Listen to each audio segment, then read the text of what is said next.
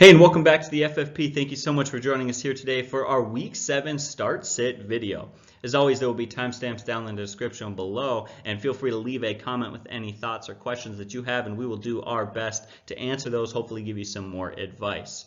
One thing we want to mention is that we will update you guys on Friday, and if we don't talk about a guy, you can safely assume to sit him. I'll pass it over to Rob real quick to mention something. Yeah, you talked about if we don't mention a guy, you should sit him. Now, we know there's always going to be exceptions out there. It's impossible to cover all the different settings, scoring systems. Every league is so vastly different. Your bench depth, waiver wire availability, we just cannot get into it all. So we do the best that we can to give you some principles that you have to flex or contextualize into your league. And so when we say if we don't mention a name, you should sit him, we understand there's a 5% chance out there that there might be a guy that we would almost always say sit, but you may not have other options. So once again, it's important that you're flexible in the information that we give you. If you're not sure, like you have said before many times, give us as much information about your league as possible. Scoring system, players, bench availability, and we'll try to answer that. It's getting harder and harder to do. More questions are coming in, but once again, that's why we say be flexible, and if we don't mention a name, assume sit that guy. All right, so thank you, Rob, for that. Let's get started. I believe you have the Thursday game this week, which I believe is the Chiefs playing. Let's look at the Chiefs versus the Broncos in this one. I will start with the Chiefs players, Pat Mahomes. I want to start by admitting as owners we can be really spoiled at times. So if he doesn't go out there and have 400 passing yards and 4 TDs, we're like, what's wrong with this guy? We need to relax. He's going to be fine, and he is fine. Had they figured out a way to slow him down? Yes, but they are not going to stop him. He's still a very, very good quarterback. Now this week he plays the Broncos, allowed the third fewest points to quarterbacks. That's even without defensive lineman Chubb there. They look tough on defense. They're playing better there. Now, some of those numbers were padded against what I would say are below-average quarterbacks. They did it against Carr, Trubinsky, rookie quarterback Minshew, who's been really good, but he's still a rookie, and against Marcus Mariota. Now, the Broncos did face Aaron Rodgers, but it was a lopsided affair in which Rodgers didn't need to throw the ball much in that one. So he could have a down week. But even in a down week, earlier this year, Pat Mahomes had one game. He didn't throw for one passing touchdown in that one, yet still scored 20 fantasy points. He's averaging 25 fantasy points per game on the season. Tyreek Hill's back. That's a huge boost for him. Don't get cute with this one-star Pat Mahomes in this game. Even though he might have a little bit lower floor than normal, he's still great. As far as running backs go, let's start with LaShawn McCoy. Now, last week, a lot of people, at least some of you people out there, crucified Christian for saying that McCoy was their lead back. We got into a lot of metrics about that shared. Some people are just not hearing it. But you know what? That week proved our point. McCoy out-carries Williams 8-1. And on the year, McCoy has been a far more effective and efficient running back. It's not even close. McCoy's yards per carry are 5.4 to Williams 2.0. McCoy has a great resume. Now, Williams did have a receiving touchdown last week to salvage his week, but his 2 touches in that game are concerning, right? Like we just don't know what's happening there, what's going to happen with his role. Now, it's easy to say, well, Williams is a better pass-catching back, and he's going to continue to be used there, and that's certainly true. He's a good blocker, they've said. But McCoy is also a very good receiver out of the backfield. And the second point, this is really not even up for debate, is McCoy is the much more established pure runner by far. It's not even close when you look at that. Now they're playing Denver, allows the 6th most points to running backs. Now that looks good initially, like okay, they can run the ball. Denver's allowing the 6th most points to running backs, but if you take away Leonard Fournette's 225-yard game versus them, they've actually been pretty stout versus the run.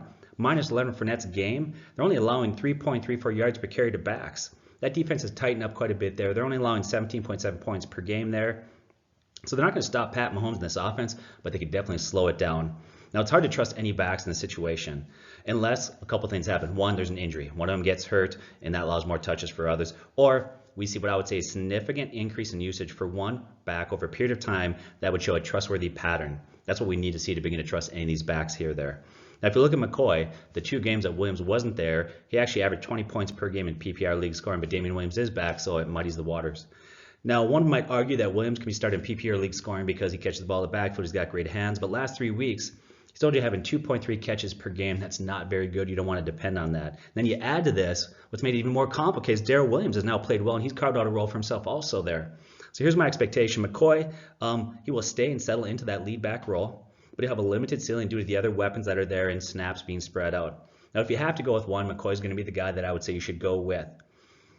But I would say if you can sit him, that's great. If you have to start him, it would have to be in large leagues around a running back 3. In the meantime, it's just safer to sit him until we have more clarity as far as their usage goes there. Now, what I do want to hear this week is some information. I'm excited to hear what the coaches say about, I should say the Chiefs coaches say about that running back situation there. Maybe that'll give us some clarity there. I would sit both Williams in this one. unless, let's say, one of them will get hurt. As far as wide receivers go, Tyreek Hill, the wide receiver one returned last week, and that helped Pat Mahomes and fantasy owners get 80 yards and 2 touchdowns. Now he's back. You're going to start him every week. He's very good. But this week he does face Chris Harris. Now, Chris Harris is a top corner who kept Hill in check last season. So normally Hill is a wide receiver 1, but this week he's a wide receiver 2 start. Now, we've commented on the situation previously, but the other wide receivers for the Chiefs. Okay, this is another one where we got a little bit of pushback on this.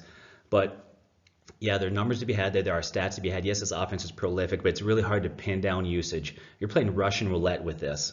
How many owners last week got a 0 who started Robinson? In fact, I played against one owner who started him and got a 0. Loved it, by the way. It helped me beat him. Which guy could you trust after that, after Tyreek Hill? Well, if you look at Hardman, I think he would probably say he's got the most upside in consistency. But you also have Pringle there, Robinson, Sammy's going to be back. You got Kelsey too. So for me, specifically in this matchup, and with the injury report that we currently have, an injury report that we currently have, by the way, goes on to say that Ian Rappaport has said that they think that Watkins could suit up against the Broncos. So with all those wide receivers, look like they're going to play at this point. All the other wide receivers for me really fall into wide receiver 4 or 5 range there, and I would sit all of them unless you have to play somebody and you're in a real pinch. If you have to play somebody at this point, it could end up great for you, or you could end up like last week with Robinson where they get you a 0. I would find more dependable options as far as wide receivers go. As far as tight ends go, you got Travis Kelce. He's a top 5 tight end every week. Doesn't matter who he plays, doesn't matter the matchup. You're going to start Travis Kelce. And last year in 2 games versus Denver, he had 2 good games. Butker, in this offense, you start him weekly. He's a solid kicker there. Kansas City's defense. Now, Kansas City's defense, do you start him? Do you not start him? They're playing Denver, who like to play conservatively on offense. Now, besides the Packer game, you take that one out of there, that Denver Broncos offensive line's only allowed 1.8 sacks per game. Now, they've had 2 defenses outplayed them that have had double-digit points, but against all other defense, they've only allowed 3.75 fantasy points there. Now, the Chiefs' defense is vulnerable against the run. So what I see in this game is a heavy dose of Freeman and Lindsey, and a heavy dose of running typically decreases throws, which means less sacks and interceptions. I would sit the Chiefs' defense in this one, find a better option. As far as quarterback, let's start with Joe Flacco there. So the Chiefs could put a lot of points on the board. That could force Flacco to have to throw the ball a lot. It could be a volume play that would be solid. But if you look at his career, he's really been primarily a game manager with an occasional solid game there in fantasy based on the matchup. But if you look at this year, minus the Jags game, he's only thrown for 0.6 touchdown passes per game. They love to run the ball with Freeman and Lindsey, and Kelsey allows 161 rushing yards per game. That's 29th in the NFL. Sure, he pulls an occasional game like he did versus the Jaguars, but he carries a lot of risk. I would look to somebody else before you trust using Joe Flacco. I would sit him. Talked about running backs. I said Kansas City allows a lot of yards against backs. Some examples are you look at Hyde, Kerryon Johnson, Marlon Mack, Jacobs, Ingram. They all torch him for over 100 yards rushing. They all had 100 yards rushing. I guess I should qualify that by saying Jacobs had 99 yards, but it's basically the same. So look at Philip Lindsay. He's a smaller back that should be preferred PPR leagues, and Freeman getting the goal line carry should be better in standard leagues, but they really have reverse roles. If you take a look at it, Lindsay's clearly getting the goal line carry. He's got 4 rushing touchdowns in the last 4 games, while he had 9 last year. He's a talented back, capable of huge games, but concern is him and Freeman are splitting almost exactly down the middle as far as touches go. In fact, if you look at our average touches per game, Lindsay's got 14 carries on the average per game and 3 catches. That's 17 touches per game. Freeman got 11 carries per game and 3.5 catches for 15 touches. So 17 to 15 touches per game is a pretty even split. Now, if you look at Lindsey, he's got averaging 90 total yards per game. So I would start him this week as a solid running back too in a great matchup.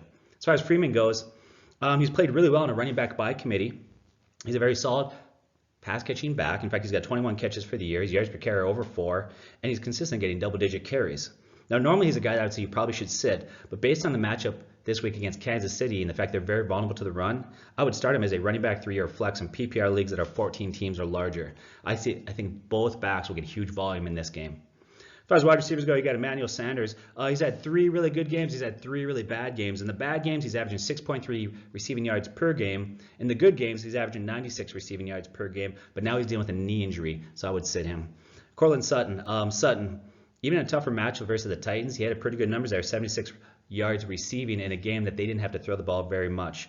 Every week, he begins to solidify himself more and more as a future wide receiver 1. And in fantasy, it looks like in the future, he's going to really settle into a very solid wide receiver 2 role there. I would start him this week as a wide receiver 2 in this matchup. I would sit all other wide receivers. Tight end Noah Fant, sit him. Any other tight ends that might be playing for there have not carved out a significant role, haven't done enough that we can trust them. Kicker McManus, strong-legged kicker there, right, for Denver. McManus. I will. Last week we said you should start him. We think a nice week again is ahead of him. I would start him. I think he could get double-digit points for you there. Denver's defense, they killed it last week.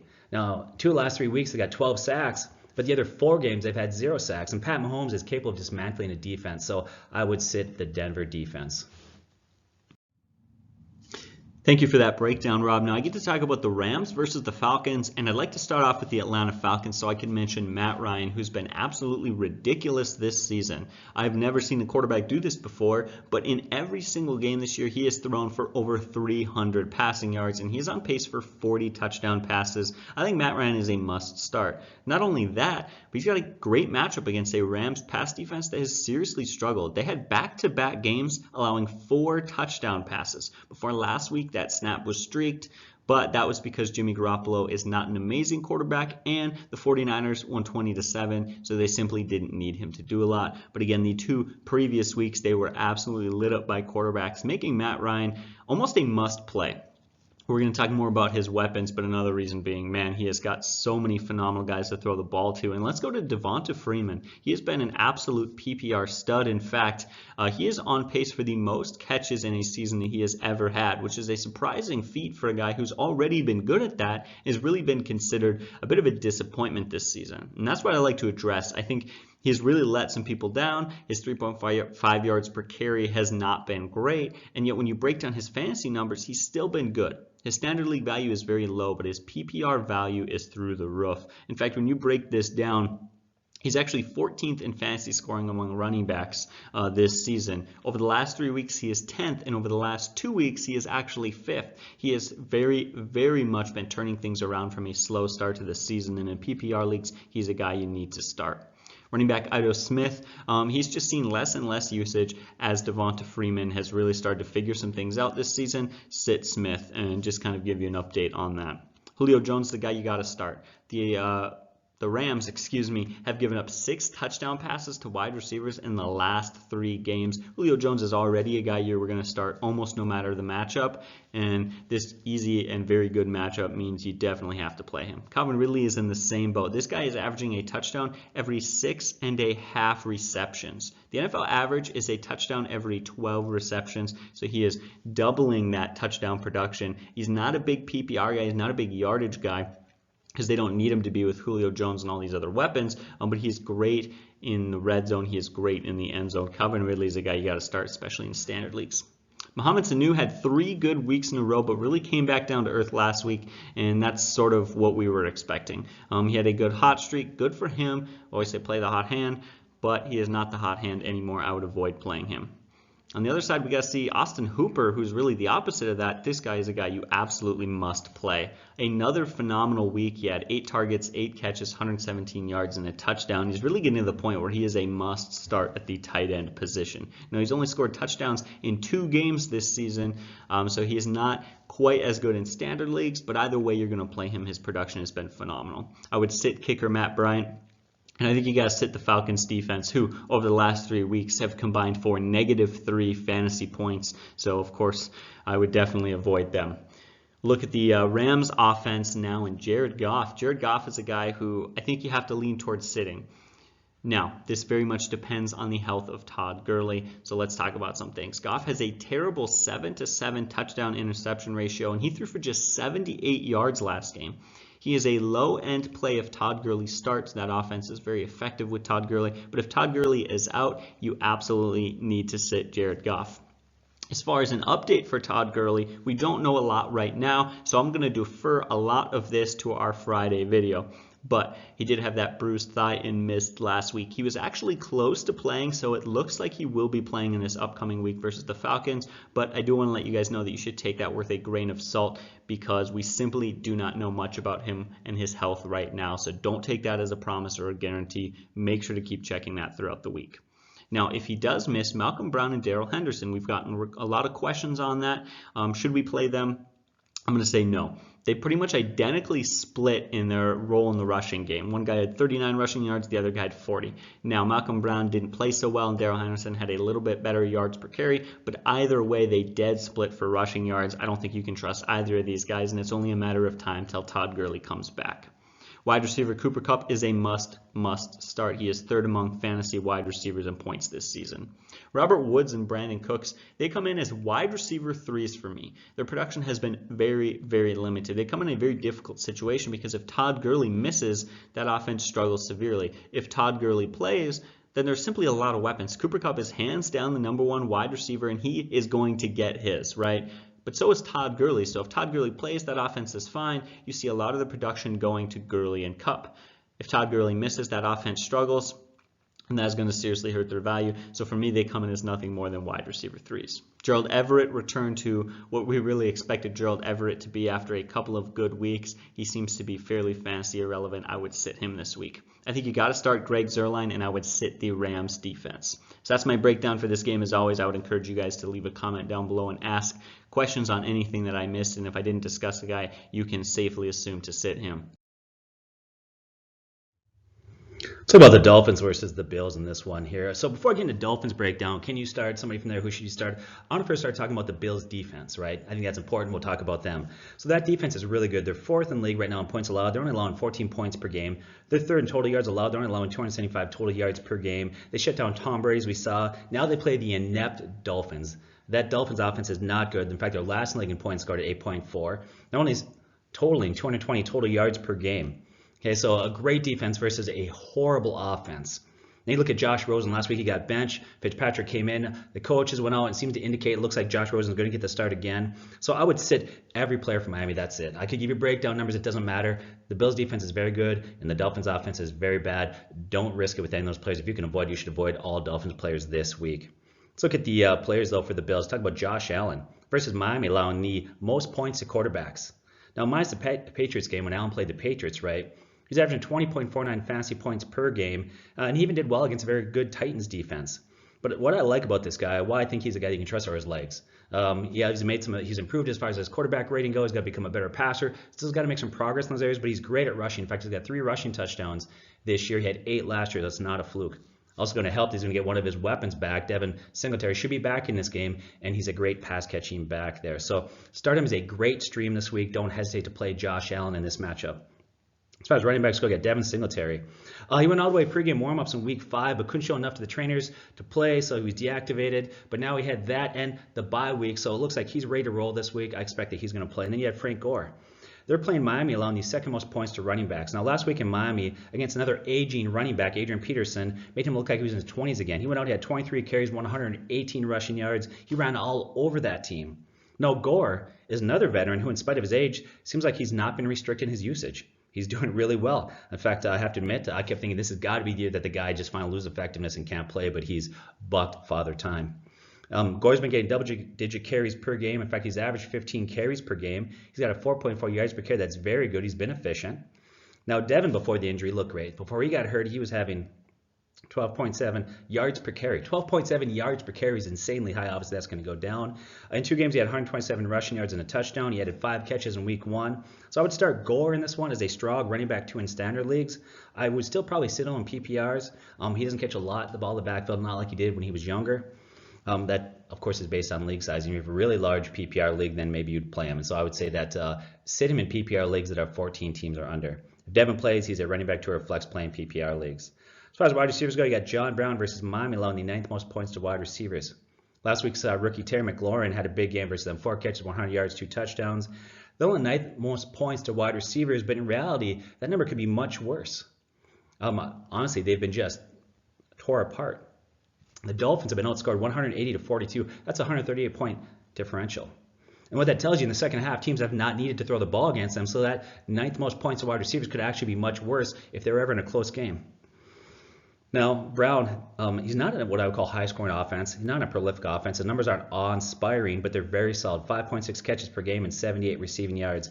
He's got a great play this week and start John Brown. In this matchup, he's a wide receiver 2. In smaller leagues or mid-sized leagues, he's a wide receiver 3, but you got to play John Brown. Cole Beasley. Normally, I like Cole Beasley in the right matchup. He can have PPR value as a flex play, but I'm assuming that his target's going to be lower in this game because I don't think they're going to need to throw the ball much, and so I would sit Cole Beasley.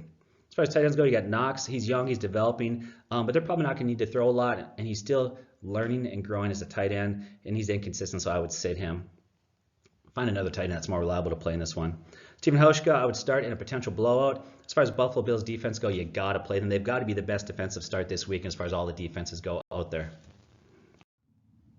All right, now we'll take a look at the Jaguars versus the Bengals, and let's get started with the Jaguars and Gardner Minshew. Now, last week was quite a bit of a hiccup for that Jaguars team, but I think they're going to bounce back. I think they're going to be fine this week in a much easier matchup. Gardner Minshew, like I just mentioned, wasn't his best week last week, but he played a phenomenal Saints defense, very underrated, in fact. But now he goes and plays the Bengals, giving up the 9th most fantasy points to quarterbacks. I think it's going to be a very good week. If you exclude last week, Gardner Minshew is 8th in fantasy quarterback scoring, far from the best starting quarterback that you could be putting in your lineup this week, but also far from the worst. He should definitely crack some lineups, and he is very startable.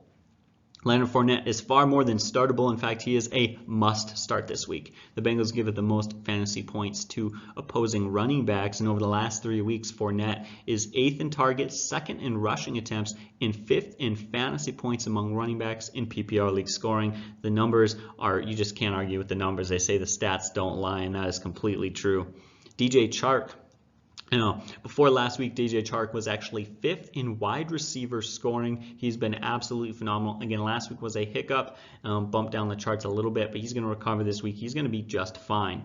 D.D. Westbrook. Now, D.D. Westbrook is currently 44th among wide receivers in fantasy scoring. That's far from great, but when you account in things like injuries and bye weeks, I think he slides in for some people as a wide receiver 3. Nothing to write home about, nothing exciting, but he is going to be a plug-and-play option.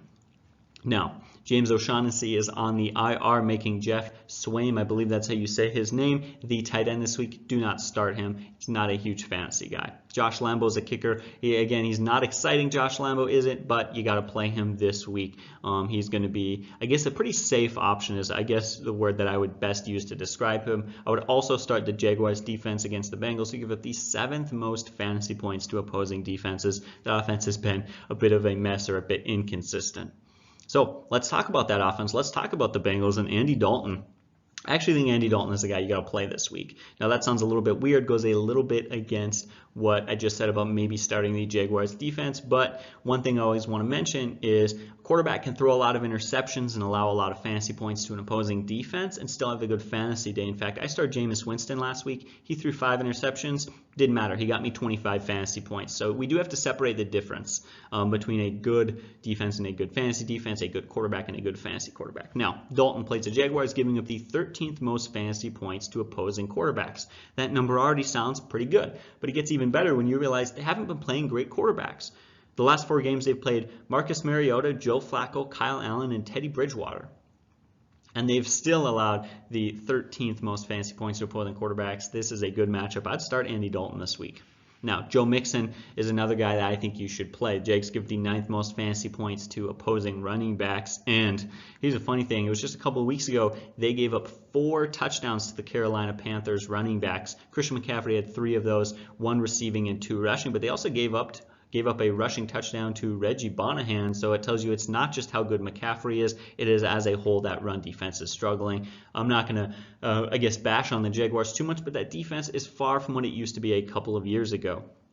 Tyler Boyd is the guy you got to start now. You guys always complain if I'm looking down at my phone too much. I'm going to do that a lot now because I definitely couldn't memorize some of this information, so I'm going to be looking down. My apologies for that. But Tyler Boyd struggled last week. He did. He struggled in a difficult matchup, but I wouldn't be too worried about it, and here's why. Last week he had to line up across from cornerback Marlon Humphrey, who has been absolutely phenomenal this season. Marlon Humphrey has been very, very underrated. Now, as fantasy people, we don't study defensive players too much, but I'm a big nerd, and I do, so here's what I have found. Marlon Humphrey has allowed just 1 receiving touchdown on the season. He's allowed a completion percentage of 48%. That is absolutely awful, and a passer rating of 52. That is also horrendous. That already tells us he's a good cornerback, but that's nothing. That's nothing. That makes him sound like a pretty good cornerback, but that's nothing until you realize that the wide receivers that he's faced this year, Larry Fitzgerald, Sammy Watkins, Odell Beckham Jr., Juju Smith-Schuster, and finally Tyler Boyd, this guy has been electric. This guy is starting to kind of play to the point where any wide receiver against him makes me a little bit nervous fantasy-wise. So Tyler Boyd's going to bounce back this week after playing one of the best cornerbacks in the NFL. Now, A.J. Green. There were some rumors that he may return this week. That is possible. However, Coach Zach Taylor was very non-committal on the possibility of AJ Green returning, again, recovering from that ankle injury that he had. I'm going to say I'm doubtful on him returning, though it is possible. If he does miss, Ross is out. You've just got Tyler Boyd there, the second guy being Auden Tate. He had 8 catches off 18 targets, 117 yards, and 1 touchdown. This guy has huge value when Green and Ross are out. I think that he comes in as a wide receiver 3, plug-and-play replacement, or also a flex play.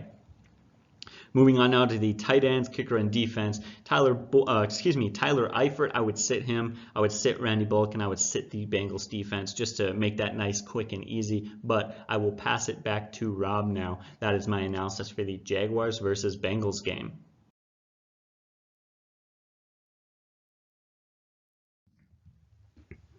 How about the Detroit Lions versus my Minnesota Vikings? We'll start with the Detroit players. Start with Matthew Stafford playing Minnesota, allowing the 10th fewest points per game to quarterbacks. Now, Wentz and Matt Ryan did throw for 300 yards versus them, and they had over 20 fantasy points versus them, but that was in both cases blowouts where they had to throw the ball a lot, play catch up in that one there. The Vikings defense is playing very well. They're 6th in points allowed in the NFL, only 15.5 per game. 7th in pass defense, only allowing 218 passing yards per game. I would sit Matthew Stafford. Last year, they smothered Stafford, the Vikings did. They came up with a game plan and just shut him down. He had 0 TD passes, and he averaged 157 passing yards in both of those games. Bad sit, Matthew Stafford.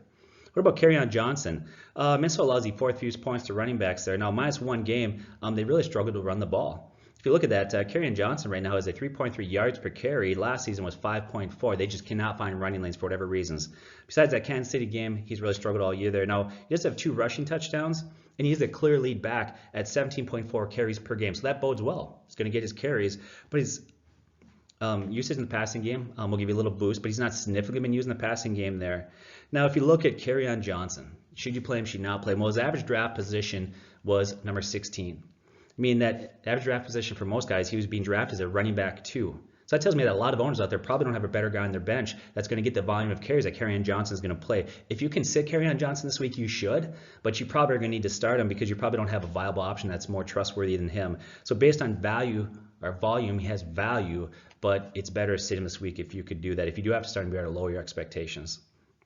As far as wide receivers go, you got Kenny Galladay. He's our best wide receiver. He's really beginning to distance himself from other wide receivers there. He looks better and better each game there. He's very good. Now they're playing the Vikings allowing the 15th most points to wide receivers. But if you break that down, Devontae Adams did well versus the Vikings. But otherwise, it's not the number 1 wide receivers, but the number 2 wide receivers that are getting a better matchup and putting up the better numbers against the Vikings. So based on that, Kenny Galladay for me in this matchup is a wide receiver 2 or 3 based on your league size. If you're in a large league, he's a wide receiver 2. If you're in a small league, he's a wide receiver 3. Just consider that. Marvin Jones, averaging 5.8 targets per game. That's not high. This matchup is tougher. I think his usage are going to increase in this one. I think he's going to see more targets than he has been seeing with Kenny Galladay being draped in coverage, but still carries a lot of risk. So for me, Marvin Jones is a wide receiver 4 in this one. Then Hawkinson, tight end. Guy's got a bright future in the league, but we have often talked about how tight ends take a while to mature. They take a while before they put up good numbers offensively or have that production. Now, he had a huge week 1, but he slowed down expectedly. Nobody expected him to continue doing that, right? But he does play Minnesota, allowing the 7th most points to tight ends. He's back after missing time with concussion. I would start him in this one, but I would start him with a lower expectation. I don't expect him to go back and do what he did in week 1, but he could have 5 catches for 65 yards and a token TD.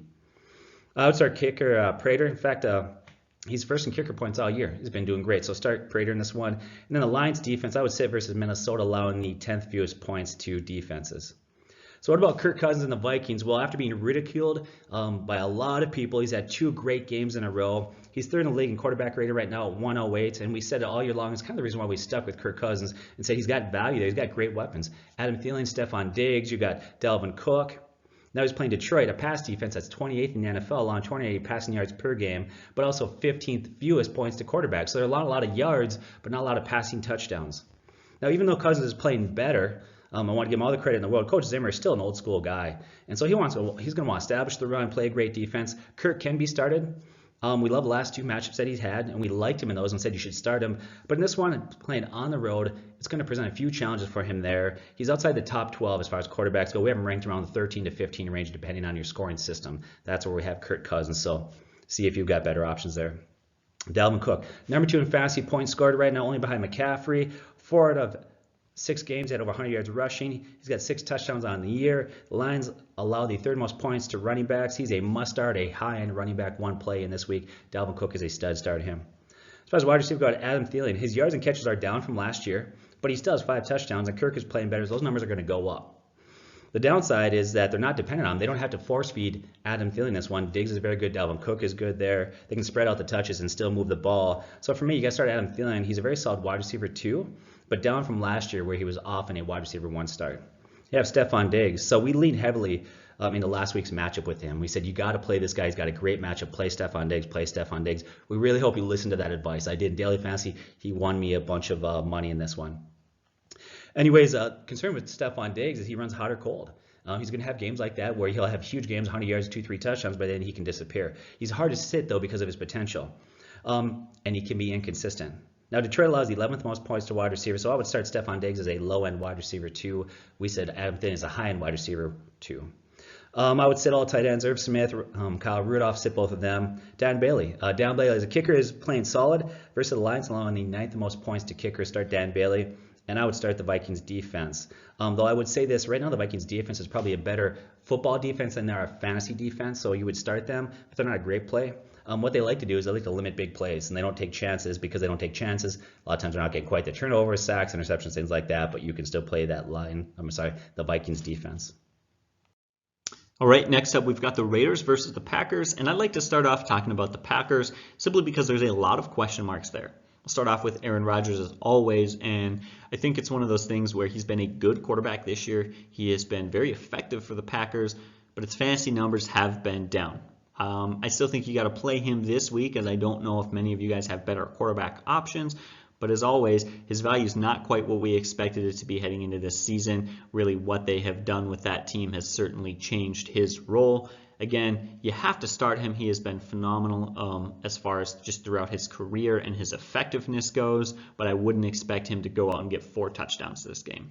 Moving on to the running backs now, we've got Aaron Jones and Jamal Williams. Funny, Aaron Jones was absolutely insane. Looked like he was running for one of the top running back spots as this elite fantasy back. And then all of a sudden, Jamal Williams comes back, and they completely lean on Jamal Williams. He has over 100 yards rushing. Now, I'm going to put this out there. I'm going to say this. I don't trust Jamal Williams. In fact, I don't own Aaron Jones in any of the leagues that I'm in. I'm kind of surprised that I don't. I know that Rob does. If I were you guys, I would still start Aaron Jones this week. Now, there's a lot of question marks and nerves surrounding this situation. But you know what? We've seen these sort of games from Jamal Williams in the past. Look at his game logs. Look at his career. Jamal Williams has had monstrous games followed by pretty crappy games where he disappears. This just seems to be sort of his MO. I don't know what it is, but some guys in the NFL do that. And I don't know why. I don't know how it works itself out that way, but it does. There's a lot of risk, but with how good Aaron Jones has been playing when he has played, and when he has gotten the carries that he needs to get, the numbers have been there. Inarguably, the production has been there. So I think you got to go with Aaron Jones. Now, I'm going to get a lot of pushback on that. A lot of people are going to hate me for that pick. And yet many, many times in the past, I can think of probably 3 separate times where either heading out of a big week for Jamal Williams or heading into a season, people have been kind of very negative on me for being very negative on Jamal Williams and saying I'm not a big Jamal Williamson fan. And yet every single time in the past we have seen his value has not held up. He's been very inconsistent, very high ceiling. But again, his value just doesn't hold up there. I'm not going to talk about this anymore. If you guys want to call me an idiot in the comment section down below, you guys have lots of fun with that. We'll move on now to Davante Adams, who not only did he miss last week, sounds like he had a setback in the recovery from his turf toe injury. We will update you guys on Friday as to whether or not he's going to be playing. Simply, we haven't heard anything, although things aren't looking great. I'd put him as questionable right now. Now, we've got Marquez Valdes-Scantling and Geronimo Allison. Both these guys have seriously struggled to fill the role of Davante Adams, and quite honestly, they've both been a bit disappointing. Now, part of this comes down to what I talked about earlier with Aaron Rodgers, that they're not throwing the ball as much as they used to. They've been running the ball. They've been playing defense. They haven't been requiring as much from their wide receivers. But the other thing being that they just haven't been that great. And we've seen that when, you know what, this Lazard guy, I don't know if you guys were watching that Lions game, but he goes out and pretty much this nobody, but this Lazard comes out and has 4 catches, 64 yards, and a touchdown. And he looks like a guy who could very well be the number 2 wide receiver in Green Bay. Do not start him this week. We really need some time to just sit back to wait and see. I don't trust him. However, he is a great waiver claim and target to go pick up. Jimmy Graham is a low-end tight end start as the Raiders give up the 11th most fantasy points to tight ends. Mason Crosby is a kicker that you should start. Over the last 4 weeks, he has 10 points in every single game, or more than 10 points in some of them, but at least 10 points, I should say. And the Packers defense, I would sit. They have managed 11 fantasy points combined in 3 weeks. Plus, the Oakland Raiders give him the 11th fewest fantasy points to opposing defenses. So that is the Packers. Now we will head over to the Raiders and Derek Carr. I would say sit Derek Carr this week. I don't think he's going to have a terrible week. I don't think he's going to be absolutely horrendous or horrible, but I don't think he's going to have a great day. And the Packers give up the 7th fewest fantasy points to QBs, so I would avoid starting him. Josh Jacobs is a must start. Not only do the Packers give up the 3rd most fantasy points to running backs, so their run defense has struggled, in games where the Oakland Raiders have given him more than 17 carries, both those games, they've done it twice this year. In both those games, he has had 2 rushing touchdowns apiece. If they can just learn and they can be smart enough to give this guy 18 to 20, 25 carries, and they can lean on their running game, hopefully play some better defense, he could very well have another monstrous day. It simply comes down to whether or not that game is a blowout or not.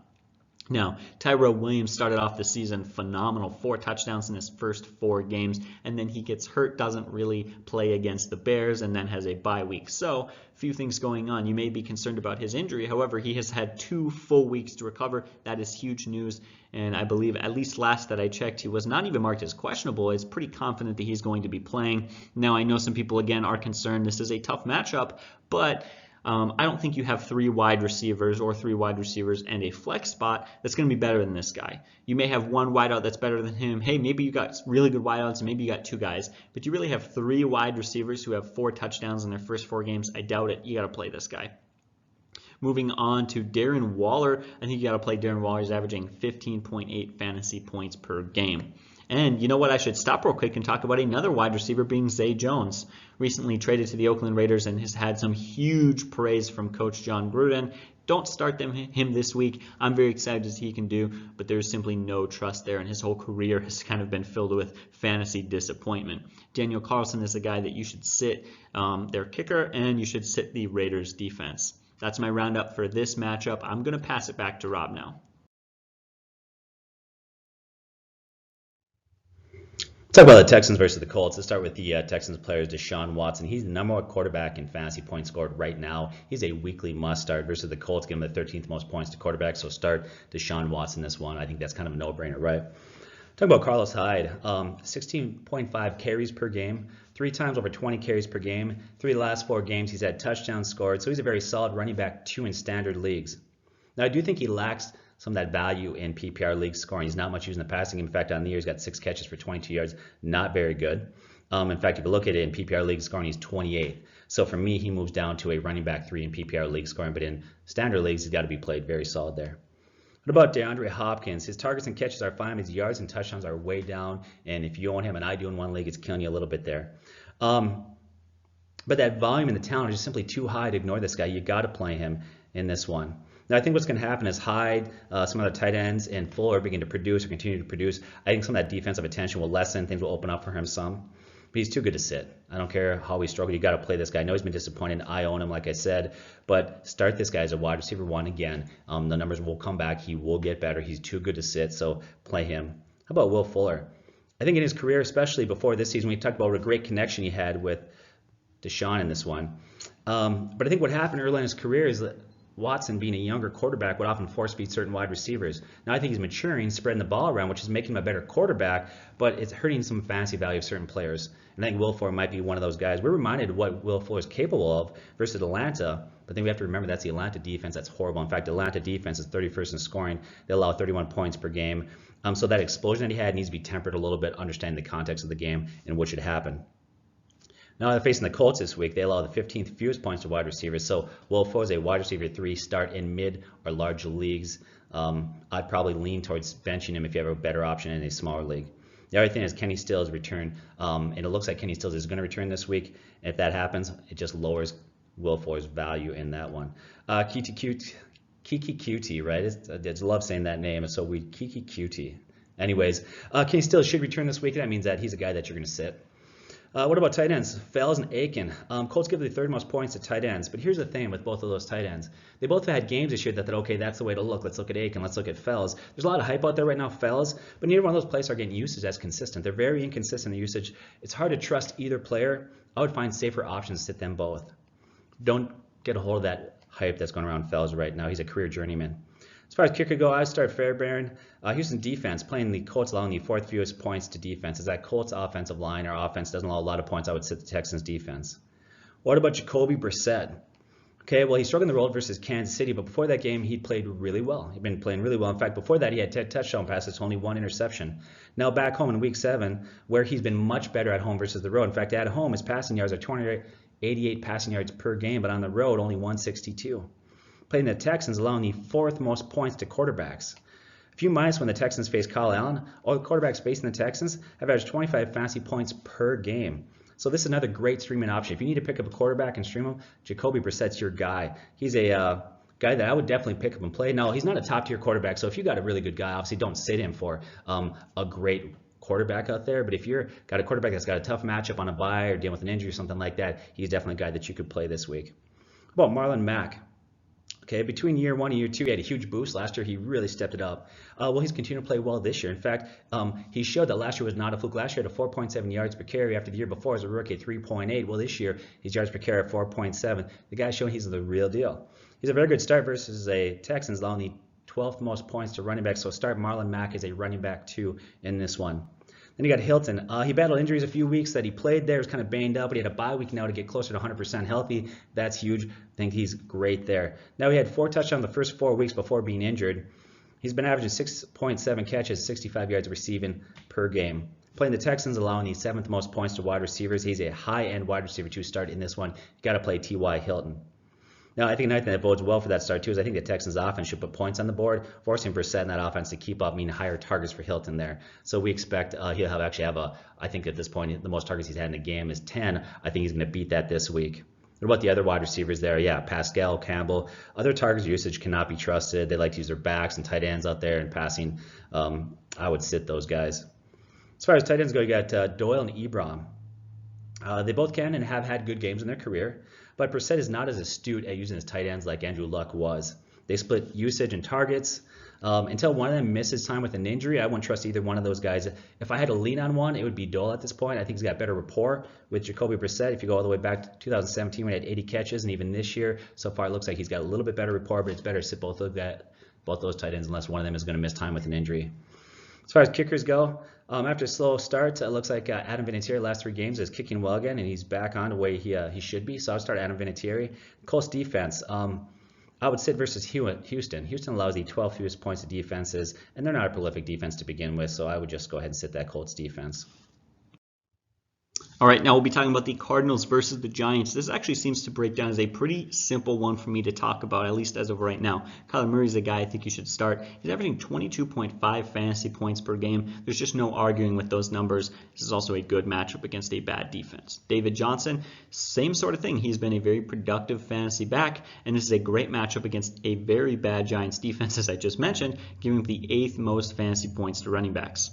Move on now to a little bit more of a confusing situation. Still pretty clear, though, is the Larry Fitzgerald, Christian Kirk situation. Now, Christian Kirk has been banged up, missed the last few weeks. There is no current word as to whether or not he'll be playing this week. He was questionable last week, and it sounded like he may or may not play, ended up not playing. That could mean that he is getting pretty darn close to returning, and so maybe he does play this week, but who knows. If he does play, he's a guy you should start. The Giants give the 4th most fantasy points to wide receivers. Now, Larry Fitzgerald is in a win-win situation. If Christian Kirk misses, he is in a very good matchup, as I just mentioned many times already, so I apologize for bashing the Giants defense, I guess. But again, he gets that solid PPR and target boost. This guy's had at least 5 catches in every single game this season, but he also gets a major boost if Christian Kirk comes back this week, because both of his touchdowns and both of his 100-plus yardage games have come with Christian Kirk in, which means I think it's happening there. His defenses are just not able to pay quite as much attention to him. So Larry Fitzgerald is a guy I honestly think you should start either way in this matchup. Their tight end, Charles Clay, is someone you should sit, and I would actually start kicker Zane Gonzalez. He's actually not been a bad kicker this year. The Cardinals defense, I would sit them. They've been absolutely brutal. Let's go on and talk about the Giants and Daniel Carlson. Now, the Cardinals give it the most fantasy points to quarterbacks. However, he's a very risky start, and I think it depends on the health of his teammates. We're going to talk a lot about injuries right now, so let's get into that. But before we do, again, he's a very risky start. He's got, in the last 3 weeks, he has 3 touchdowns to 6 interceptions. He hasn't been great, but he's done that in, I guess, a couple of tough defensive matchups, played against some good Ds, and he's played it without Barkley, without Evan Ingram, without Sterling Shepard. He very well could be getting all 3 of those guys back this week. Barkley, as I just mentioned, struggling with that high ankle sprain, hasn't been playing, but he did practice yesterday. That's on Monday for those of you who are watching this video on a different day. So very well could be playing this week. I'm not going to make any predictions on this. I'm going to avoid this situation entirely as far as making any predictions. That's what our Friday video is for. We will update you there. Sterling Shepard and Evan Ingram are exactly the same situation as Barkley. All 3 of those guys, I'm going to say the same thing, mirror it for all those guys. They practiced on Monday, didn't play the week before. They could very well be playing this week, and if they do play, they are a must start. Now, Golden Tate had a phenomenal week last week, but Rob broke that down. That number is very, very much due to a lot of garbage time stats and high targets due to the fact that, as I've already mentioned, I feel like a million times, a lot of those players were missing Evan Ingram and Sterling Shepard and Barkley. If just 2 of those 3 guys return, I think you have to avoid playing Golden Tate this week. I think you should sit kicker Aldrick Rosas and sit the Giants defense. Man, that was a very quick breakdown. But as far as things I can tell you now, that's everything you need to know for this matchup this week. But again, this is going to be one of those situations where drop some comments down below. We will continue to update you and talk about the health of those players going into this week moving forward as we know more. As always, I'm going to pass it back to Rob, and then I'll be back with my next game after he's done. Talk about the 49ers versus the Redskins here. Now, like the Bills game, I want to start talking about defense, kind of set some things up there, and then kind of get into this breakdown a little bit. Right now, the 49ers are second in the league behind the Patriots, only allowing 12.8 points per game. But in many ways, their defense has been much better than the Patriots because the Patriots have had a much easier schedule. If you look at the 49ers defense, they've had tougher matchups. In fact, you saw last week how they shut down the Rams there. They're second league in defensive yards only allowing 237 per game. That defense, the 49ers defense, is very, very, very good. Now, they're going to give Case Keenum and that whole offense a trouble. In fact, what I would say is based on the matchup, if you take a look at that, you're going to sit every player for the Redskins except for one player. We'll talk about who that is. Now, before I get into that one player, some people might say, what about Adrian Peterson, right? Okay, let's look at Adrian Peterson. We pushed him hard last week. We liked him, and we were right. But he was playing Miami, who allowed the most points to running backs. And this week, we're equally convinced, just like we said you need to start him last week, we're equally convinced that you should sit him this week. 49ers allowed the fewest points to running backs. Chris Thompson was a guy that we were leaning towards maybe starting as a flex play. We thought you could get high volume there and usage as a check down wide receiver. And we were right. We've been using him. We've been saying start Chris Thompson every week. Last week we said sit him. And so far we're at our analysis. But now what's happening, Ian Rappaport comes out and says Thompson has a mild strain injury there, and he's looking questionable. He's got some doubt in whether or not he can make it in this game. So based on that injury report from Rappaport, I would say probably just go ahead and sit Chris Thompson, a tough matchup. The only player that I'd even consider playing for the Redskins is Terry McLaurin. He's got all-world talent. We previewed him in the offseason, talked about how great he was going to be. We loved him all year. This guy's a stud. I think in this game they're going to be playing from behind and have to throw the ball quite a bit there. I think that volume could offset the tough matchup that he's going to have to some degree. Now, San Francisco allows the 4th fewest points to wide receivers. So I would start him as a wide receiver 3 or flex in larger leagues. When I say larger leagues, that's 14 teams or larger. What about Jimmy Garoppolo? So it's versus Washington, allowing the 7th most points to quarterbacks. So initially it looks like a good stream, right? Jimmy Garoppolo is a guy that you should pick up and play this week. But even versus Washington, who can be exposed by quarterbacks, I think I would still avoid Jimmy Garoppolo, and here's why. The 49ers defense is stifling. And I can't imagine there's going to be a lot of points scored in this game. I can't see Jimmy needing to throw much because I don't see Case Keenum doing much in this game there. They're only allowing 12.8 points per game like I had mentioned earlier. And the 49ers don't like to take a lot of chances on offense. They like to play great defense. They like to run the ball a lot. I don't see Jimmy throwing the ball more than 20, 25 times in this game there. And so based on scheme, matchup, the fact they love to run the ball, they got 4 very capable running backs there. And if you look at Jimmy's playing 5, but he's not playing great by any stretch. He's only got 1.4 TD passes per game and 232 passing yards per game. If you have to stream him, great, you could do that, but I'd try to find somebody else that's going to have better volume. As far as running backs go, Washington allows the 6th fewest points to running backs. So Matt Breida, he's so talented, he's fast, explosive, but he's smaller. And the fact that he's smaller, San Francisco has got so many other backs, they want to keep that volume down for him. He's rarely going to break 15 carries per game. He's always going to be in the 11, 12, 13 carries per game range. There's a lot of mouths to feed there. But he's too talented to sit. This guy's got a 5 yards per carry. Last year he had a 5.3 yards per carry. But you got Tevin Coleman back, you got Wilson there, Mostert, and that lowers his floor. So Matt Breida, somebody's going to correct me on that, or not.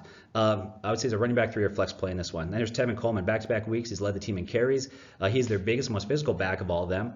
And he's had back-to-back week with rushing touchdowns. So for the same reason, I think he's got a lower ceiling in this one because of so many backs there and how it gets spread out. But I would say you can start Tevin Coleman as a running back too. As far as wide receivers, you got Godwin, Pettis, Samuel. That great defense and running game, they're not going to need to throw the ball off, and no one has clearly distanced themselves from the other wide receivers significantly.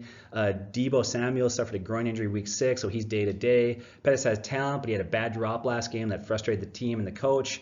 I would sit all 3 of those wide receivers. As far as tight ends go, George Kittle's a weekly start. This guy's a stud. Most efficient tight end, according to Pro Football Focus, play him. As far as kicker Gould go, he's missed some kicks, but I think that this is a great matchup for him. You're going to play him. He could end up kicking you 4 or 5 field goals and nothing else. Just the extra points alone, he'll be huge for you. San Francisco. Their second defensive fantasy points scored. They're playing great. Now they play the Redskins, allowing the 7th most points to defense to start the San Francisco one. Obviously, that's a no-brainer. Now we're going to break down the Chargers versus the Titans. And I tell you what, this week is filled with plenty of solid fantasy options and going to be some really interesting games to watch. However, this is not one of those games. We'll break down the Chargers first, and this is a bit of a mess of a game. But Phillip Rivers, he's a safe play. He doesn't have a high ceiling, but I think he's a safe play, and here's why. He's playing a good defense in the Tennessee Titans, but the Titans have been an absolute mess. With Hunter Henry coming back last game and having a phenomenal game, it adds another good receiver to his repertoire, to his options in his receiving corps. And it's a funny situation. The worse that team plays, the better Phillip Rivers does because he just throws the ball more. He gets more yards. He really, really benefits when the Chargers struggle. So I think you can play him. Now, moving on to the running backs, a bit more of a, confusing situation. I don't know if it's necessarily confusing as much as I would say a situation I'm a little bit anxious about, tend to avoid if you can. Here's the breakdown. Melvin Gordon and Austin Eckler. Both guys struggled last week, but hopefully that is not a sign of everything that's happened this year. Eckler had some great games at the beginning of the year, so I think part of that was just down to one bad week, one tough matchup. But Gordon saw a few more carries and even had more receiving yards than Eckler. I think to me it's starting to be clear that Melvin Gordon is returning to his role as the clear-cut #1 back in that offense. I would sit Austin Eckler this week as his limited touches, time, and carries will be even more hurt by this tough matchup. Melvin Gordon, as what I think is going to, get some rust off. I think he's going to be that #1 back. I think he's going to continue to see more touches this week. I would still tend to try to avoid to get some better options than him. I would still try to put somebody in there as another starter. However, to be honest, so many people just don't have a better option. I mean, for many of you who drafted Melvin Gordon, you often had to draft him early enough that you probably weren't able to go out and get 3 or 4 other good running backs. I'm in a league where I've got plenty of other good running back options, and so I may not play him this week, but I know you all don't have that luxury. It very much depends on your weapons and what you're working with this week. With injuries and bye weeks, that seriously hurts it, and so I think many of you are going to have to play him. That depends on your situation. Leave a comment down below if you want some more advice on that. Keenan Allen struggled the last few games. You still got to start this guy. He's still Keenan Allen. He is a phenomenal wide receiver. And Mike Williams, it's hard to argue with this guy's volume. He's got 30 targets in the last 3 games played. Like I just said, it's hard to argue with that volume. I think you got to play him for sure. Hunter Henry is another guy who I think that you have to play. Last game he had 9 targets, 8 catches, 100 receiving yards, and 2 touchdowns. I highly doubt you have a better tight end option than that, so he's definitely a guy you should play. I would sit the Chargers kickers situation. It seems like every week they're starting a new kicker. It is a very confusing situation. Now, if Ty Long plays as their kicker, last time he kicked, he did have 16 fantasy points, but there's too much confusion there. I would avoid that situation. Now, to start the Chargers defense, Tennessee is an absolute mess. Heck, they don't even know what quarterback they're going to play, and they've given up the 9th most fantasy points to opposing defenses. Flip sides now to the Tennessee Titans. I think you can sit both Tannehill and Mariota. Heck, like I was just talking about, is uncertain as to who's even going to finish the year as the starter. I think you got to avoid that situation. Now, Derrick Henry, this is a difficult matchup against against the Chargers, who give the 13th most fantasy points to running backs, and they've done it against Phillip Lindsay, Connor, Kerryon Johnson. All those guys have lit this defense up, so I think that you should play Derrick Henry in this week. Again, it's a difficult matchup in that their quarterback situation is so bad there's a lot of apprehension, but I still think you have to play him, especially in standard leagues. Corey Davis, in all but one game this year, he has had less than 50 yards, 4 catches, and no touchdowns. Production hasn't been there. And the same thing goes for A.J. Brown, where in all but 2 games this year, he's had less than 50 receiving yards, less than 4 catches, and had no touchdowns. I think you got to sit him. Delaney Walker is a tight end that you should sit if you can avoid it, though many of you can't, so you will be playing him as a plug-and-play option, maybe for injuries or bye weeks or whatever it may be, but I would avoid him if you can. I would sit Titans kicker Cairo Santos, and I would start the Titans defense as the Chargers are going to be 10th most fantasy points to opposing defenses. That's my wrap up for the Chargers Titans. I will pass it back to Rob, and I'll see you guys in my next game breakdown. Let's look at the Bears versus the Saints. Before we get into breakdown, let's just set the narrative for this game. That's going to tell us a lot about who we can trust and who you can start. So let's look at the Bears offense. They're 27th in points scored. They're not playing well. They're 30th in passing yards, only 185 per game. The best running back, Montgomery's only got 3.3 yards per carry. That offense is bad. Now you add to that, they're playing the Saints defense that's played really good. In fact, during the 4 games that Teddy's been the starter, they only allowed 16.75 points per game. That would put them 7th in the league. Now they're playing a struggling Bears offense. Now let's look at the Bears defense. As we know about the Bears defense, that Bears defense is really good. They're 3rd in the league in points allowed, only 13.8. They're 6th in yards allowed. So this could easily become a very low-scoring defensive battle, so buyer beware any players you're going to play in this one. So with quarterback Chase McDaniel, Mitch Trubisky, does it really matter who plays in this one? Obviously, it's going to be Chase Daniel. Pretty certain, doesn't matter. Sit those guys, sit the quarterbacks. David Montgomery, he's playing the Saints allowed the 6th fewest points to running back, so he's already struggling. We're going to have a tough matchup versus them. Now, he's getting goal line carries, but only has 45 rushing yards per game. That's not good. So he's really on what I would call on the bubble for some of you owners out there. For you, it's going to be based on who's on your bench, waiver wire availability, scoring system like that. He's a player that's best to sit this week if you can afford it. But in larger leagues, some are going to be pressed to start him because he is getting volume and he's their bell cow at this point. So try to sit the guy if you can.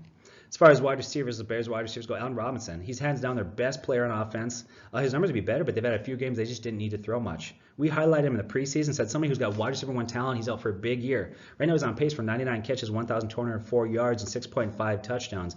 Starting this week as a solid wide receiver 2. Trey Burton disappointed last season. Until that offense starts to produce and he starts to show some things, sit him. The kicker, Eddie's been good. Start their kicker in this one, could be a field goal battle. Now that Bears defense, maybe a little bit lower ceiling versus the Saints. That Saints offensive line is tough to get pressure, but still you got to start the Bears in this one. As far as Teddy Bridgewater goes, besides a Tampa Bay game, he's been more of a game manager. Now versus a good Bears defense, allowing the 5th fewest points to quarterbacks, sit Teddy Bridgewater. Alvin Kamara. Heading into week 6, he was on pace to break his total yards and catches. So even though the efficiency wasn't there and he wasn't getting touchdowns, he's still a guy that you've got to play. In PPR scoring, he's still averaging 19 points per game, so start him as a running back too against a tough Bears team, but you still got to play Alvin Kamara. Don't make the mistake and sit him. Michael Thomas. His stats and value really hasn't changed much with Drew Brees out. He's still been productive. He's a weekly must-start wide receiver 1 in this one. There's Jared Cook, back-to-back weeks with touchdowns. We like when he came in. We thought he would do well in this offense. Hurt that Brees has been gone, but I would start Jared Cook versus Chicago, allowing the 8th most points to tight ends. As far as Will Lutz, the kicker, goes, he's a mid-range start in this one. I would play him. Saints defense, they've had double-digit points scored in 3 of the last 4 games. Start versus a struggling Bears offense. All right, now I'll be breaking down the Ravens versus Seahawks. Why not start off with the Seahawks and Russell Wilson? He is a clear must-start. He has been absolutely phenomenal, and at least my opinion, the clear front-runner for the MVP race. But if you disagree, you think you have a better MVP option, leave it in the comment section down below. I think it's time to start talking about the MVP race. Definitely something that I'm excited about. But we'll move on with the fantasy stuff we're talking about here. And Chris Carson is the guy you got to start. Over the last 3 games, he's averaging 24 carries per game and over 100 yards. You just can't argue with that production. He has been electric. Rashad Penny, struggling with that hamstring. Hasn't been nearly effective as Carson. You got to sit this guy this week. Now move on to wide receiver Tyler Lockett. This guy hasn't had an incompleted target since 4 weeks ago. You absolutely have to play Tyler Lockett. He has been phenomenal. DK Metcalf, he's in a good matchup. The Ravens give the 10th most fantasy points to wide receivers, and he's been great for a rookie. He's been very helpful in that offense. He's been an okay fantasy option for me. He comes in as a fantasy option wide receiver 3 this week.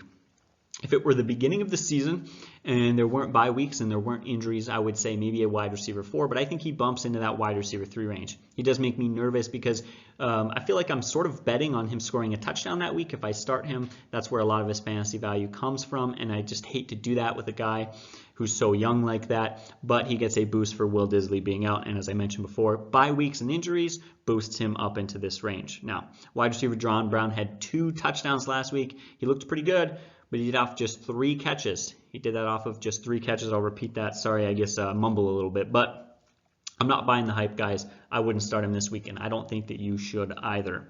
Will Disley is out and on the IR. That makes Luke Wilson the starting tight end this week. I imagine the Seattle Seahawks are going to trade for another tight end option if they feel like they need one. Wilson has not been really a very prolific pass catcher. I would start their kicker, Jason Myers, and I would sit the Seattle Seahawks defense. Flipping side now to the Baltimore Ravens, I think you got to sit Lamar Jackson. He started off hot, but he has struggled lately, and things haven't looked good for him. The Seattle Seahawks have allowed 4 touchdown passes over the last game, essentially allowing just 1 touchdown per game. I think you got to sit Lamar Jackson. You got to start Mark Ingram. It's hard to argue. This guy's got 7 touchdowns in 6 games. How are you not going to play this guy? Absolutely play him. I would sit Marquez Brown. He missed last week with that ankle injury, and you know what? He's been marked this day-to-day. His fantasy numbers just haven't been phenomenal the last few weeks with the struggles of Lamar Jackson and his injury. You got to sit this guy. Willie Snead, sit this guy. If Marquez Brown plays, he becomes the wide receiver 2, doesn't hold a lot of value. If Marquez sits, Willie Snead bumps into that wide receiver 1 role, but he really wasn't very productive in that role last week. You got to start tight end Mark Andrews. You just have to. He's been very productive this year. And you got to start Justin Tucker, one of the best kickers in the NFL, while I would sit the Ravens defense. I went over things pretty fast in this breakdown, so if you'd like to hear more, you need more advice, more clarification, leave a comment down below, and I will make sure to answer that. But I'm going to pass it back to Rob, and I will see you guys for my next breakdown. All right, guys, we get to break down the Cowboys versus the Eagles. This is going to be a fun divisional matchup. I believe the winner of this matchup will be leading the division. So a lot riding on this game. Let's start off with the Cowboys and Dak Prescott. Now, as we've talked about in many weeks in the past, the Eagles are an absolutely horrible pass defense, making Dak Prescott look like a good start this week. But let's evaluate some things. Let's consider a few things. One, he started off very hot this year, but he has struggled lately. That team has struggled. Heck, they just fired Jason Garrett, so there's a lot of things kind of up in the air, a lot of concerns with that team right now. But again, I think there's a lot to like about him in this good matchup. However, what we need to break down, the most important thing, is Amari Cooper. Amari Cooper is struggling with this quad injury, and his availability for Week 7 is, quote, seriously in question. Guys, it is very, very possible that Amari Cooper will not be playing in this game. I'm not here to say anything about that or make any predictions. That's what the Friday video is for. Let's just take a look at both of the possibilities. If Amari Cooper plays in this good matchup with 2 good wide receivers, Dak Prescott, you should start him. If Amari Cooper sits, I think you should sit Dak Prescott. He makes me nervous without his number 1 quarterback and the struggles lately. Of course, guys, you're going to start Ezekiel Elliott. I'm not even going to waste your time. Start him. That's pretty short and simple. Michael Gallup, the Eagles give up the most fantasy points to wide receivers, and Gallup benefits seriously from this Amari Cooper injury. Whether or not Cooper plays, he is going to have an increased role because at the very least, Cooper will be banged up. Michael Gallup is a must-start wide receiver this week. Jason Witten comes in as a low-end tight end play against the Eagles, who have given up the 15th most fantasy points to tight ends. Brett Maher is another guy who comes in as nothing more than a low-end start at the kicker position, and I would sit the Cowboys defense. Now we'll go on to the Eagles and Carson Wentz. This is a difficult situation. I think you should sit Carson Wentz. This is very difficult. I want to say start him. I like him, but Dallas Cowboys give the 5th fewest fantasy points to quarterbacks, and Cowboys have allowed just 5 passing touchdowns in the last 6 games. They're allowing less than 1 passing touchdown per game. I think that's a situation I tend to want to avoid. Jordan Howard, I think he's a guy that you should probably start. Now, again, it always depends on your league and your situation and the weapons that you've got. The Cowboys give the 10th most fantasy points to running backs. And over the last 4 games, Howard is averaging 13 carries a game, and he's got 4 touchdowns. To be quite honest, he's really solidified his role as a main back in that offense. I think you should sit Miles Sanders. We've really seen over the last 4 weeks, Miles Sanders' role has been extremely relegated and moved back as Jordan Howard has seemingly outperformed him. Alshon Jeffrey is a wide receiver you got to play this week. Yes, it is a tough matchup, but he's got 3 touchdowns in the last 4 games that he has played. He is a must start. Probably not going to come in as a wide receiver 1 this week, but I will call him a low wide receiver 2. Heck, he had a fairly good game, got a lot of targets and a lot of catches last week versus Rhodes and that good Vikings defense. Now, the other wide receiver to discuss here is Deshaun Jackson. He is questionable, and Coach Doug Peterson came out and said that he probably won't practice on Wednesday, struggling with an abdomen. So right now he seems to be day-to-day as questionable. If he does play, Deshaun Jackson, we saw what he did week 1. He comes in as a wide receiver 3 play, but there's a tough matchup. He's still struggling with that abdomen injury and hasn't really been practicing. I don't imagine he's going to be playing in this game. Zach Ertz, you guys know Zach Ertz is a great play. You must start him. This is a good matchup against the Cowboys, giving the 10th most fantasy points to tight ends. Jake Elliott, you got to start him, and I would sit the Eagles defense. That is my breakdown for this game. Pretty short and simple and to the point. It all really depends. I think a lot of this game is going to depend on the health of Amari Cooper, so that is something you absolutely must monitor.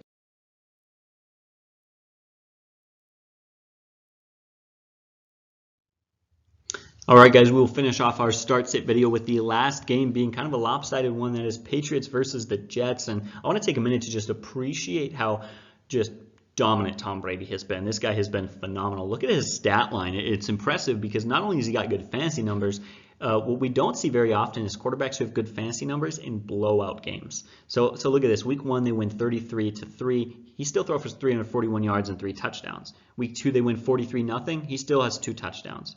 Against the Jets in week 3, 30-14 victory. He throws 306 yards and 2 touchdowns. He has a bad week against Buffalo, and then against Washington, they win 33-7. He still throws for 348 yards and 3 touchdowns. And last week against the Giants, they win 35-14. He still throws for 334 yards. It is absolutely insane what he's been able to do in his pure usage.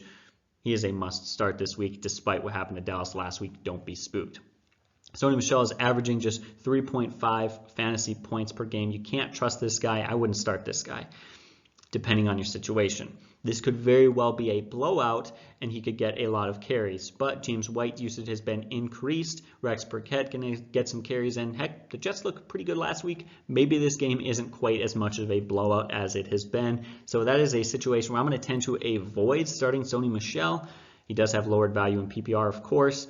But I know that many of you, due to maybe a bad draft, bad luck, injuries, bye weeks, whatever it may be, you may have to play him. That's going to depend on your situation. And if you're on the fence and not certain, as always, that's what the comment section is down there below for you guys to ask questions. Now, James White. James White has just 62 rushing yards on the season, but he has still scored at least 11.9 fantasy points per game in every single game this year. James White is the definition of a PPR-specific guy. You cannot start him in a standard league, but you have to start him in a PPR league, it feels like. His production has been great. In the only tough game versus the Bills, he had 10 targets, 8 catches, and 57 yards. He is the head back in that offense, and whenever the Patriots struggle, they lean on James White. This isn't probably not going to be the game where they're going to struggle, but in games in future against better teams, he's going to have an even more value than he's had recently. He's a guy to consider in PPR leagues. I wouldn't start him in standard. Julian Edelman, you have to start Julian Edelman. Over the last 4 games, he has been good. He has had 2 100-yard games and 2 touchdowns. He's been phenomenal. Plus, he gets a huge boost if Gordon is out this week. Gordon got hurt last week and did not return. We're going to talk about his injury more in a second. But you know what? That led to Julian Edelman getting 15 targets. He's a must start this week. Now, here's what we know about Josh Gordon. He hurt his knee in last week's game and did not return. However, he was on the sidelines for the entirety of the game, riding on a stationary bike, telling us that it is not a serious injury. Now, I would say if it's not a serious injury, we would expect him to return. However, the Patriots are like 6-0. They look absolutely fine with no concerns, and they've got plenty of wide receiving options. I'm going to say they play it cautious, they play it smart, and that he doesn't play this week, but that's what the Friday update video is for, so I guess shouldn't be making any predictions. Now, Philip Dorsett and Jacoby Myers, both these guys have showed potential. They've looked very good. Philip Dorsett is a guy to consider with Josh Gordon out, but I don't think either of them have massive fantasy value. Tight end Ryan Izzo, you should sit him. And I think if you're looking for a fair stream this week, Mike Nugent is in a good matchup and in a good offense. And I would start the Patriots defense. They have been absolutely phenomenal. They say the stats don't lie, and I believe that. And the stats say that the Patriots defense is the best in the NFL right now. Finally, we're going to break down the Jets situation right now. Now, if there were ever a week where I would just say, clean your hands, step away from this situation, and don't start any Jets players, they're in a tough matchup, this would be the week. But not everyone has that luxury. I've said this a million times in this video, but with bye weeks, with injuries, with disappointments, with bad drafts, whatever it may be, we don't all have that luxury. So here's the breakdown. Some of you are going to have to start some of these guys, but it's a situation of players that I tend to want to avoid. Sam Darnold, Patriots give him the fewest fantasy points to opposing quarterbacks. For me, he's a sit this week. Le'Veon Bell, now the Patriots giving up the second fewest fantasy points to running backs, and Bell has struggled on the ground, but he's on pace for 84 receptions. He's at 10-plus fantasy points every game this year. He's a definite sit in standard leagues for me, but in a PPR league, he's a guy I think you got to play. He's actually scored a 40% less fantasy points in standard than he has in PPR. That tells you how huge scoring matters for your league. Again, I just said in standard leagues, sit Le'Veon Bell. However, I know many of you do not have that luxury, so contextualize it for your league. Ask questions if you have advice. I do want to protect myself because I know someone's going to say, hey, I have to start him this week. Are you stupid? Okay, well, that very much depends. So move on now to the wide receivers. Robbie Anderson is in a very tough matchup. Patriots give the second fewest fantasy points to wide receivers, but he's got some upside. He's a very risky play this game. In the last 5 games that Robbie Anderson has played with Sam Darnold under center, in the last 5 games, he has 4 touchdowns. The production has been there. I think if you're looking for a risky wide receiver 3 play, Robbie Anderson could be the guy. He could have a monster day. We saw what Golden Tate did against the Patriots. Sometimes garbage time stats is all you need. Jamison Crowder, if you're looking for a PPR wide receiver 3 or flex play to get you by for a week, this guy might be the league-specific sort of guy to go with. Get this, in his last 2 games playing for the Jets with Sam Darnold, just to clarify there, he had 17 targets, 14 catches, 99 yards. And then last week he had 9 targets, 6 catches, and 98 yards. Jamison Crowder has been very effective with Sam Darnold, and I think he comes in as a fair wide receiver 3 play.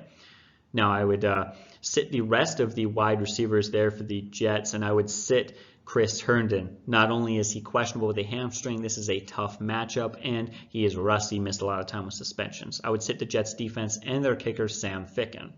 That is our breakdown and the final breakdown for this week, guys. This is a long video, but it was filled with tons of awesome information. I hope that it helped you guys as always. I'll say it one more time. I'm sorry for saying it, but as always, leave a comment down below if you guys have any questions. Thank you so much for supporting us. You guys have been absolutely phenomenal, and we thank you so much for being here alongside us as we're able to have a lot of fun this year and in years past doing fantasy. Thanks for sticking around. God bless and take care.